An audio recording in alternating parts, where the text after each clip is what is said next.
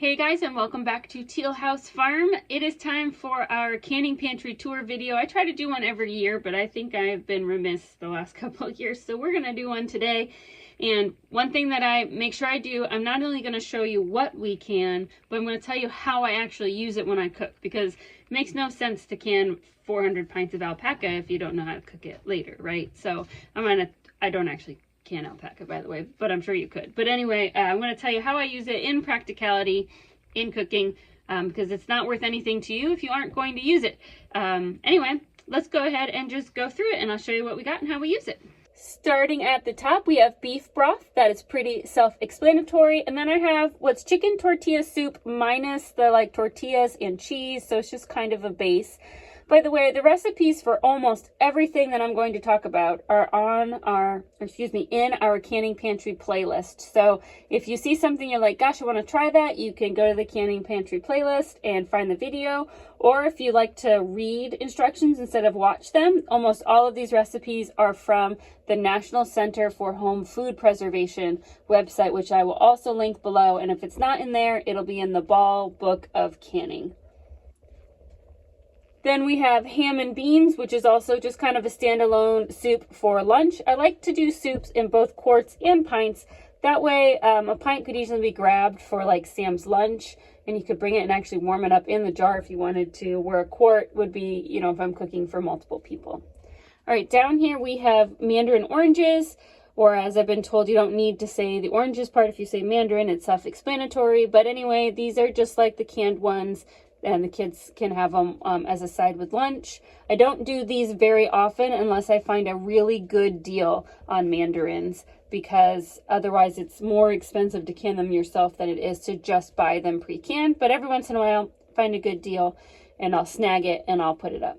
These are sliced green tomatoes, which I use to make fried green tomatoes, which it's just nice to have your seasonal favorites available all year round. So I have a few jars of those just so we can enjoy them any sometime other than when tomatoes are in season. We have salsa verde and chow chow. They kind of look similar, so they're all just mixed in this area. The salsa verde I add to my chicken enchilada soup, and the chow chow, it's like a relish. I don't think I'll make it again. Not that it wasn't good, but it's not my favorite relish to put on top of like hamburgers and sandwiches. I have some I'll show you later I like more. And so it was a fun experiment. It is good. And if you like chow chow, definitely can give that a try to use up your green tomatoes. A lot of beef stew. Sam really likes beef stew. I like beef stew. The kids will eat beef stew, so it's super easy. Just crack open a couple quarts for our family with some fresh bread, and you have dinner, in no time. Over here we have some beef chili. I don't have very much of that left. We'll have to make some more. This is pizza sauce, which is pretty self-explanatory. And we have green beans, which is also pretty self-explanatory. Next to that is cranberry sauce, which I get this question a lot. Apparently, cranberry sauce is not common places outside of the US and Canada. And so what do you do with cranberry sauce? Well, we eat it like a side with like chicken or turkey. It's very tart. It's almost like a jam, but it's not like spreadable on bread. I mean, I guess you could, but usually what we do is like you'll cook a whole chicken and you'll have chicken, mashed potatoes, and cranberry sauce. Sam loves to mash all three of those together and eat them in one bite. Cranberry sauce is very tart, so it's a nice kind of complement to a meal. It's a big pow of flavor. A little bit goes a long way. Applesauce, which that's also pretty self-explanatory for the kids. And then next to that, we have chicken noodle soup base. So it's chicken noodle soup minus the noodles. So when I heat it up, I'll throw some egg noodles in there for a quick lunch. This is turkey pot pie or turkey stew. So to make a pot pie, you would drain the juice out and then make a roux with the juice and then pour the vegetables back into that roux and put your crust on top. Or to make stew, you'll just warm it up and add a little cornstarch for a thickener. If I make this again, I probably would leave the sweet potatoes out. They're kind of weird in a pot pie. They're just so mushy. But I use this with things that were on sale after Thanksgiving. That's why it's sweet potatoes, green beans, carrots, potatoes. The potatoes in there are fine, but the sweet potatoes are a little bit soft. So next time I'll probably leave that out. But it's a great way to use up those things that are real cheap to find at Thanksgiving time. And then, again, you have a quick meal in a pot pie where most of the work is already done for you. That's more chicken noodle soup base. this is Salisbury steak. So to warm this up, you would pour out the juice, add a little bit of thickener to it, and then cook the patties in that thickened juice till they're warmed up and serve it over some noodles or some mashed potatoes for a quick dinner. Bunch of potatoes. These are great to add to stews. I've made potato pancakes before with them. I've made mashed potatoes before with them. You can use them with recipes that need mashed potatoes. It's nice because they're already fully cooked, so you can just smash them and warm them up. All that peeling and dicing has already been done for you. They also make pretty good home fries. So for a quick breakfast, we might drain a can and add some spices and fry them up real quick. They are a little bit softer though. If you like a real crispy home fry, that's not going to be what you want. You want to start with fresh potatoes. My Rebel canning exception over here is zucchini. I still can slices of zucchini, even though there is not an official USDA recommendation. But I feel comfortable following the old recommendation. It was pulled a while ago because there was a case of food poisoning of 2 gentlemen, I believe it was. And so the USDA decided they did not have enough data to tell you safe canning size, so how thick you should be cutting your zucchini. So I just make sure I cut them thin, and I make sure I pressure can them, and I feel comfortable with that. But obviously, that's just my disclaimer. I use the zucchini. I have a squash casserole that is delicious. I'll also use it to make zucchini bread. I'll add it to stews. I also like to add it to pasta sauce to thicken it without using more tomatoes, and it's a great way to sneak vegetables in what my kids are eating. So I'll just do a can of spaghetti sauce, but then add some drained zucchini slices and then hit it with the immersion blender, and they have no idea that there's a green vegetable in there. I got a whole bunch of just chicken broth and then a whole bunch of vegetable broth. This is the last of my apple syrup, apple cinnamon scrap syrup. I made it from apple cores and peels, which we just use it for like pancakes, or actually it makes a great like soak for barbecue flavored meat. So I'll rub a bunch of barbecue spices on, say a lamb roast, and then I'll marinate it in the apple syrup on there, and then you get this great sweet crust on the outside of your roast, which is delicious. Sweet potatoes, and these really are only good for making mashed sweet potatoes. They're really soft. I don't not like them, but I probably wouldn't go out of my way to can sweet potatoes again in the future. I had hoped to be able to use them for things like sweet potato fries or something, but they're just too soft. They kind of fall apart. But for mashed sweet potatoes as a side, they do great. Or I also make a sweet potato bread sometimes that the kids like. So the peeling and the dicing's already done. They just need mashed up. Tomato juice, and then we have a tomato sauce that's separated a little bit, but don't worry, just give it a shake. It'll be fine. That happens.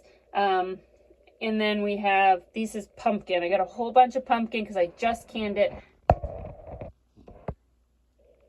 And I like to make pumpkin bread, pumpkin soup, pumpkin pancakes, anything you could do with pumpkin, it'll be delicious. I usually can the pumpkin in the fall, and then I'm not really in a pumpkin mood until August, but then I eat a lot of pumpkin. So those just kind of sit in the pantry until I'm ready for them. Okay, let's turn the corner to the other side. Up at the top, we have canned onions, which I use a lot of times in stir fries, in tacos, and Mexican dishes, soups and stews, omelets, anything that you'd use a cooked onion before. They are not mushy, but they are soft as if they've been cooked. Mushrooms, same things. I use these all the time. I run through mushrooms so fast. And then we have mixed hot and sweet peppers. I like to mix them. See, there's multiple colors. I mix them because I don't like super spice, but a little bit of spice is good. Again, the peppers are not mushy, but they are soft like they've been cooked. So you'll be adding them to things that you want a cooked pepper for, like an egg casserole, or I like to use them on top of my tacos, or if I'm making my chicken enchilada soup, I'll put a can of hot peppers in there. By the way, at the very top, I have all my jams and jellies, which you've all seen jams and jellies before, so you don't need to see all those, but I keep them at the very top. We always have jams and jellies. And then over here we have vegetable chili, which is a nice lunch. And then we have bacon jalapeno chili, which is also a nice lunch.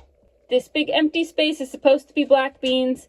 I just bought some to put up. I always have black beans on the shelf because black bean fajitas is one of my favorite lunches. Everybody likes it, and so I always have canned black beans just on the shelf ready to go so that I can make lunch in like 5 minutes and not have to worry about cooking the beans. Lemon curd, which is basically just a spread.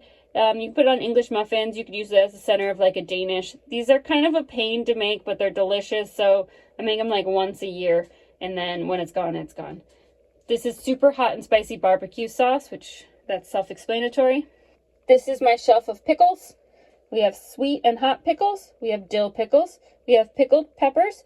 We have watermelon rind pickled relish, which is my absolute favorite relish for hot dogs and hamburgers. We have pickled beets. We have lots of cans of chili beans. And then we have hamburger vegetable soup in a couple different varieties. We have one that's a broth base and one over here that's a tomato base. I have a chicken vegetable soup and a whole bunch of something I call hamburger stew, which is basically like a soup. But if you add noodles, when you heat it up, you can make it into a goulash really quickly with some cheese on top, which is a great, super easy dinner. These are baked beans that did not come out how as I planned. They are too mushy and they don't have a lot of flavor, so I've just been using them up as refried beans, which has worked out fine. This is more vegetable broth, and then we have lamb bone broth on the end. And again, these are just for soup bases and cooking. And then at the very bottom here, we have apple slices for making fried apples or apple pies or apple cobbler. And then I have 2 cans left of our goat that we canned. I found that canning was the only way to make goat digestible. We just didn't like the goat that much. The canning process took away a lot of the goaty flavor. It made it really tender and not stringy. So we liked the canned goat. We just really couldn't find a way to cook goat in a way that it was both tasted good and wasn't rubbery. And so that's one of the reasons we don't raise meat goats now. We prefer sheep a lot more than goat, but there's the last bit of our goat that we raised.